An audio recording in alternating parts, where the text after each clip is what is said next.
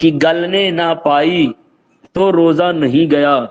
اور اگر ڈورے کا دوسرا کنارہ بھی اندر چلا گیا یا بوٹی کا کچھ حصہ اندر رہ گیا تو روزہ جاتا رہا۔ عورت نے پیشاب کے مقام میں روئی کا کپڑا رکھا اور بالکل باہر نہ رہا، روزہ جاتا رہا، اور خشک انگلی پاخانہ کے مقام میں رکھی یا عورت نے شرمگاہ میں تو روزہ نہ گیا، یعنی خشک انگلی رکھی تو روزہ نہیں گیا، اور بھیگی تھی یا اس پر کچھ لگا تھا تو جاتا رہا، بشرطے کی پاخانہ کے مقام میں اس جگہ رکھی ہو جہاں عمل دیتے وقت حقنہ کا سرا رکھتے ہیں۔ مسئلہ نمبر 7، مبالغہ کے ساتھ استنجا کیا یہاں تک کہ حقنہ رکھنے کی جگہ تک پانی پہنچ گیا، روزہ جاتا رہا، اور اتنا مبالغہ چاہیے بھی نہیں کہ اس سے سخت بیماری کا اندیشہ ہے۔ مرد نے پیشاب کے سوراخ میں پانی یا تیل ڈالا تو روزہ نہ گیا اگرچہ مثانہ تک پہنچ گیا ہو، اور عورت نے شرمگاہ میں ٹپکایا تو روزہ ٹوٹ گیا۔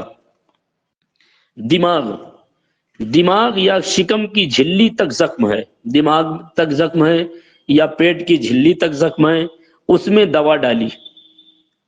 اگر دماغ یا شکم تک پہنچ گئی تو روزہ جاتا رہا، خواہ وہ دوا تر ہو یا خشک،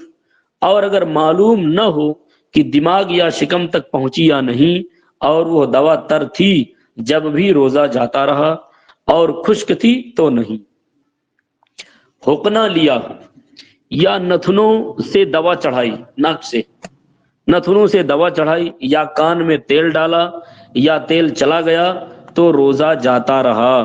اور پانی کان میں چلا گیا یا ڈالا تو روزہ نہیں گیا۔ یہیں پر غور سے دیکھیے گا، کان میں اگر آپ نے تیل ڈالا یا دوا ڈالا تو آپ کا روزہ ٹوٹ جائے گا، لیکن اگر کان میں پانی ڈالا یا آپ کے کان میں پانی چلا گیا تو اس سے روزہ نہیں ٹوٹے گا۔ آپ نے ناک سے دوا چڑھائی تو بھی روزہ ٹوٹ جائے گا۔ کلی کر رہا تھا بلا قصد، یعنی بغیر ارادہ پانی حلق سے اتر گیا یا ناک میں پانی چڑھایا اور دماغ کو چڑھ گیا تو روزہ جاتا رہا۔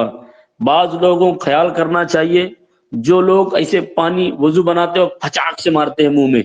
تو ان کا جو پانی ہوتا ہے بعض اوقات ناک سے وہ دماغ تک چڑھ جاتا ہے، تو دماغ پر اگر چڑھ گیا ہے تو آپ کا روزہ ٹوٹ جائے گا، مگر جبکہ یہ اس وقت ہے جب روزہ دار ہونا اس کو یاد ہے، مگر جبکہ روزہ ہونا بھول گیا ہو تو نہ ٹوٹے گا اگرچہ قصدن ہو۔ یوں ہی کسی نے روزہ دار کی طرف کوئی چیز پھینکی، وہ اس کے حلق میں چلی گئی تو روزہ جاتا رہا۔ سوتے میں پانی پی لیا یا کچھ کھا لیا یا منہ کھولا تھا اور پانی کا قطرہ یا اولا حلق میں جا رہا، روزہ جاتا رہا۔ دوسرے کا تھوک نکل گیا، عجیب حال ہے، یہاں لوگ اپنا ہی تھوک تھوکتے رہتے ہیں، دوسرے کا تھوک کون نکل گیا؟ دوسرے کا تھوک نکل گیا یا اپنا ہی تھوک ہاتھ پر لے کر نکل گیا، روزہ جاتا رہا۔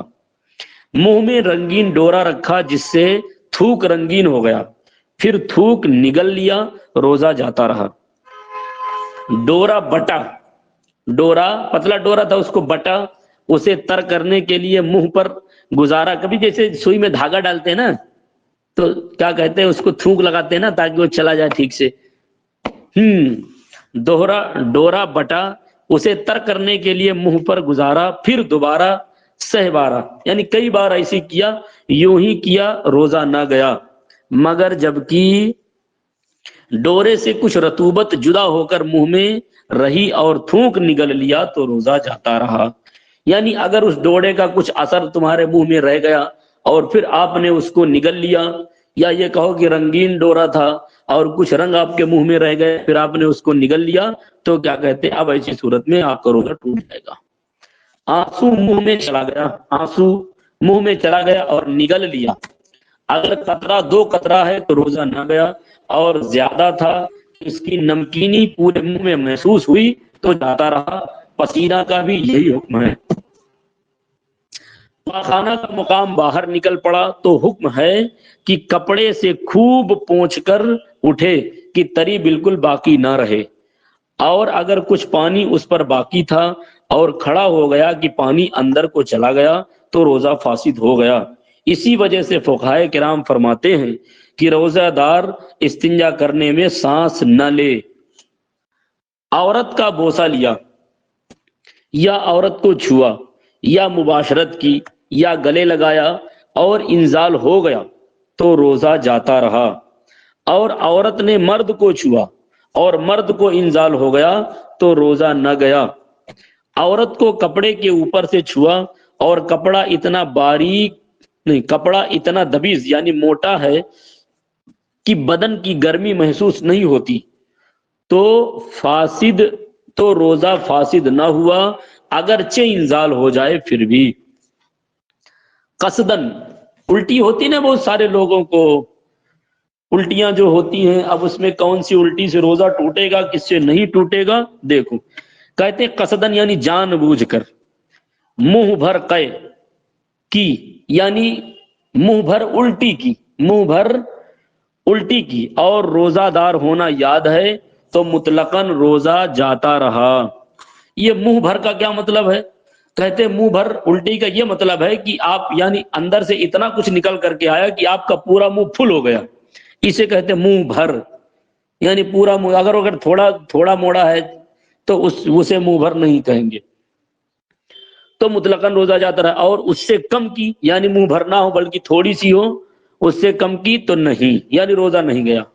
اور بلا اختیار قے ہو گئی تو پھر منہ، اور اگر آپ کے اختیار سے قے نہ ہوئی، بغیر اختیار کے قے ہو گئی تو بھر منہ ہے یا نہیں، تو اب وہاں پر دیکھو کہ منہ بھر وہ کیا کہتے ہیں الٹی ہے کہ نہیں ہے۔ اور بہر تقدیر وہ لوٹ کر حلق میں، کبھی ایسا ہوتا ہے نا کہ الٹی ہوتی ہے اور ہم کیا کہتے ہیں الٹی کرتے نہیں ہیں،